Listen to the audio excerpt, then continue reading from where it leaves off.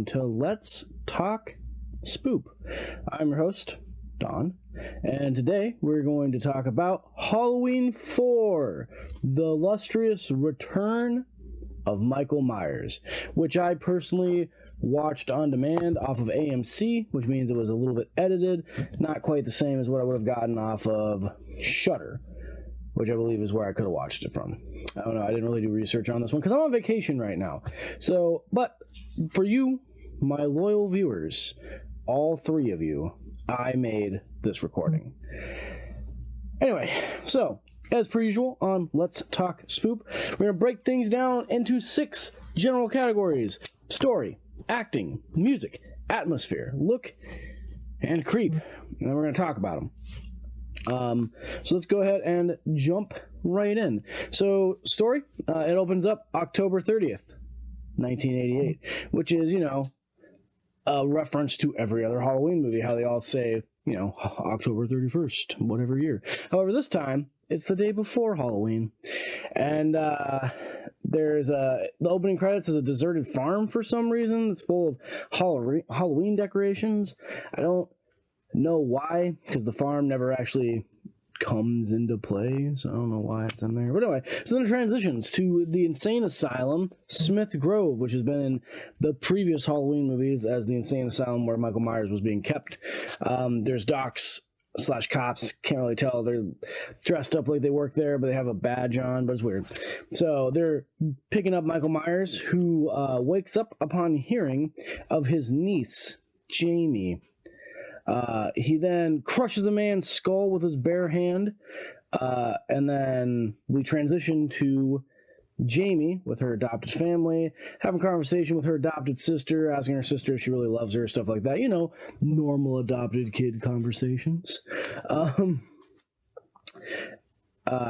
Michael Myers shows up in like a far too clean of a mask. Turns out it's a dream. Rachel starts complaining about having to watch her sister Jamie as opposed to going out on a date on Halloween. And Jamie walks in and she's super sad. I even drew a frowny face in my notes. Then we get Dr. Loomis back, which is always nice, played by Pleasence. Great actor. He finds out that Michael Myers is free. He's all scarred up because he was in a fire at the end of Halloween 2, and so he gets super angry about Michael Myers. Michael Myers then proceeds to kill his way back to Haddonfield. Jamie gets bullied for being an orphan, and her uncle being a murderer.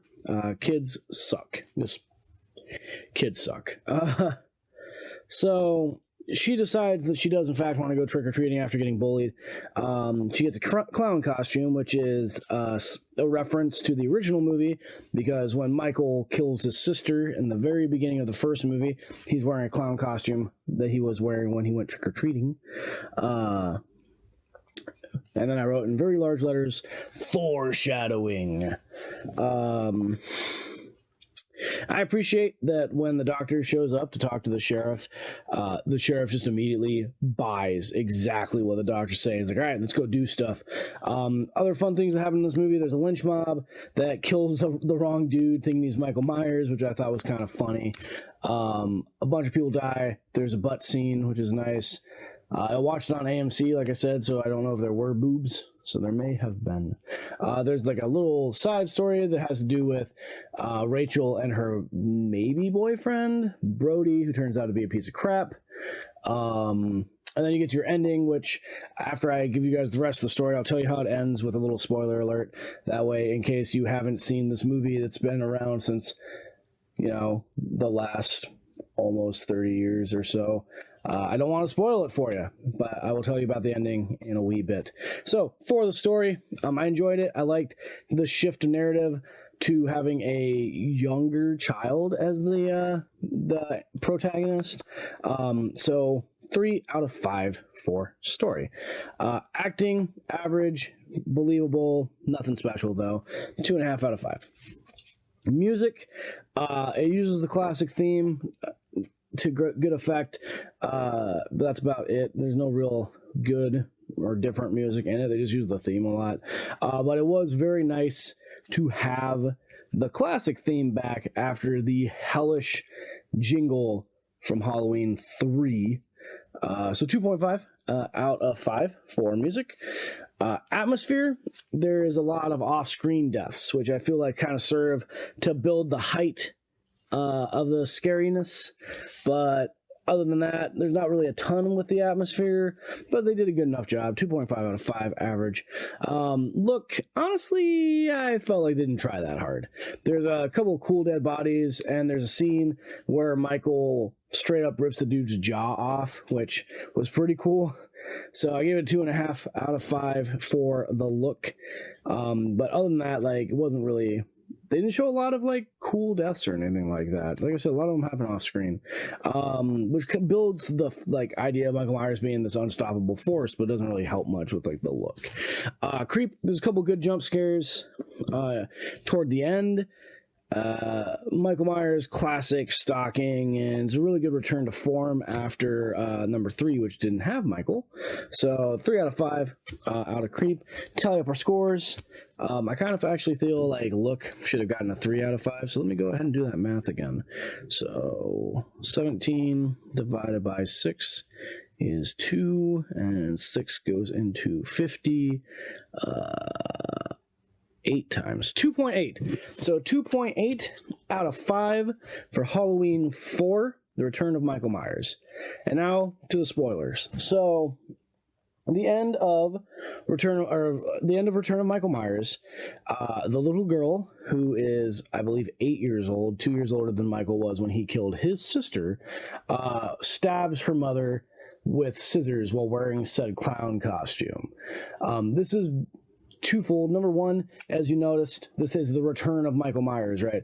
So, as I said in the previous video, John Carpenter had this intention of making like a Halloween anthology where every story was disconnected, but Halloween 3 did horribly in the box office. So they decided to bring back Michael Myers. So they brought back in Michael Myers, they go through this whole thing, they kill him with a hail of gunfire at the end of this movie, and then right before he died, though, Jamie touches his hand. The idea was that Michael's killer spirit transfers to her, and she becomes the new Michael Myers, right? As you'll see in the next recording I do, that is not what ended up happening, because the movie makers decided that after Halloween 3...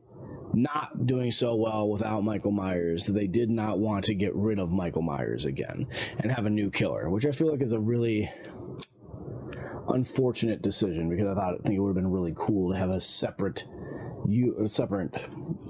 killer, a new killer, passing of the torch, if you will. But yeah, so that's it. That's my take on Halloween 4, Return of Michael Myers.